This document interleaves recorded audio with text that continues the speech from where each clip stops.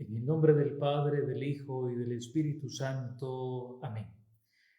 Estimados amigos y hermanos, hoy celebramos la solemnidad de San José, esposo de la Santísima Virgen María. Hoy tenemos un texto muy precioso y lo tenemos en los primeros capítulos del Evangelio de Mateo. Se nos propone un escenario muy adverso referente a José. Sin embargo, algo que me gustaría detallar es que el evangelista nos presenta el historial de este hombre elegido por Dios para que cuidara a su hijo y para que asumiera la misión paternal de nuestro Señor Jesucristo. Por eso, Dios no elige a cualquiera. Dios no pone sus ojos sobre cualquiera. Cuando hablamos de la persona de San José, sin duda que creo profundamente, sin duda, que nuestra vida definitivamente se ve interpelada por este personaje, por esta persona José. Pero iré detalle por detalle. En principio se nos presenta el nacimiento de Jesucristo, de cómo se origina. En principio. Entonces, la vocación de María y la vocación de José están siempre iluminadas por la iniciativa de un proyecto salvífico que Dios propone para la humanidad y pone a estas dos personas para que cuiden, para que protejan, acompañen, eduquen y formen a su hijo. Esto es muy importante. El proyecto es de Dios, la iniciativa es de Dios. Dios elige, cuide, protege a María, la preserva y Dios fija sus ojos en José y lo elige a José. Por eso en principio ambos son dos personas vocacionadas, porque Dios las ha llamado vocación, vocare, que significa llamar. Dios los llama, los elige y los llama. Por eso Dios llama a José para que él sea el padre de Jesucristo. Por eso no podemos entender nosotros la persona de José, no la podemos entender por nuestra estrechez mental, egoísta, que no comprende el proyecto de Dios. A José lo entendemos desde una vocación especial, una llamada que Dios le hace. Pero Dios, repito, no se fija en cualquiera para que cuide a su hijo. Por eso se nos presenta el historial de José. José tiene un historial de hombres de Dios, desde Jacob, desde David, hasta llegar a José. José entonces se nos presenta como un hombre de Dios. Por eso se nos presenta, es decir, una de las cualidades más hermosas de José, que es un hombre justo. Les he explicado a las parroquias donde he asistido durante la tarde y les he dicho que no hay que confundir la justicia o el hombre justo de las Sagradas Escrituras y de la Biblia con el concepto de justicia y del hombre justo que nosotros nos hemos venido haciendo en la historia del derecho. El hombre justo, bíblicamente hablando, es un hombre que vive ante Dios, que vive bajo la mirada de Dios, bajo la voluntad de Dios. Es un hombre que vive su vida en armonía con Dios. Ese es un hombre justo. ¿Por qué? Porque sucesivamente este hombre justo antepone la vida como un don de Dios, la antepone a una ley que dictaba que María, si era expuesta, iba a ser apedreada. Por eso, algo que me gusta destacar y algo que destaqué en la homilía es que sin duda José amaba a María.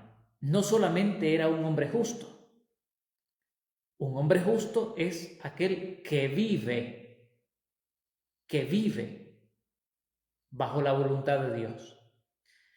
Nosotros podemos hablar de Dios, podemos orarle a Dios, podemos cantarle a Dios, podemos predicar de Dios, pero no vivir según Dios. Y entonces nuestra vida es incoherente. Por eso no somos justos ante Dios. ¿Por qué José es justo? Porque José vive su vida según Dios. Es un hombre de Dios. La historia que se nos narra en el Evangelio de hoy nos muestra a José con un historial de hombres de Dios. Por eso no es cualquier persona la que elige Dios para este proyecto, para que cuide, proteja, eduque y enseñe a su hijo. Esto es muy importante. Lo segundo se da después de la justicia. Siendo José un hombre justo, dice él andaba pensando en repudiar a María, su esposa, en secreto. Sin duda que José amaba a María, y como amaba a María, él salvaguarda la vida de María y del niño. Él los quiere proteger, los está cuidando, aún en medio del ruido y de la bulla que anda él en su cabeza. Cuando nosotros andamos tanto ruido en nuestra cabeza, es imposible escuchar la voz de Dios. Por eso Santa Teresa se dirige a Jesucristo y le dice: Señor Jesús, ¿por qué no le hablas a los demás como me hablas a mí?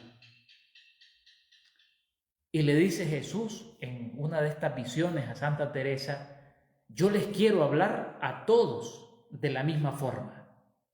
Yo me quiero comunicar con todos, pero ellos andan con tanto ruido en la cabeza, andan con tanta bulla en la cabeza, que me es imposible comunicarme con ellos. Dios quiere hablar contigo. Dios quiere hablar contigo de la misma manera que habló con María, de la misma forma que habló con José, de la misma forma que habló con San Juan de la Cruz, de la misma forma con la que ha hablado con todos estos hombres de Dios. Dios quiere también hablar contigo, hablar conmigo. Pero nosotros andamos tanto ruido en nuestra cabeza, que no nos permitimos entonces escuchar la voz de Dios. José anda pensando, José anda escuchándose a sí mismo. Y como José se anda escuchando a sí mismo, no logra escuchar la voz de Dios. Por eso Dios espera que José se calme, se tranquilice y se vaya a dormir. Y una vez que José está dormido, está tranquilo, entonces Dios en sueños le habla. Porque hasta que nosotros logramos calmar nuestra mente, hasta que nosotros logramos acallar nuestros ruidos, entonces seremos capaces de escuchar la voz de Dios, que nos habla de muchas maneras. De muchas formas Dios nos habla. Pero para poderla escuchar, nosotros necesitamos callar las voces nuestras en nuestra cabeza, callar los ruidos que andamos en nuestra cabeza para poder escuchar la voz de Dios. Una vez que José escucha la voz de Dios, a mí me encanta esto, Dios le explica a José todo el proyecto y a qué lo está llamando. Y le dice: recibe a María tu esposa en tu casa, porque ella ha concebido por obra del Espíritu Santo, y tú le pondrás el nombre de Jesús, porque el Señor salva.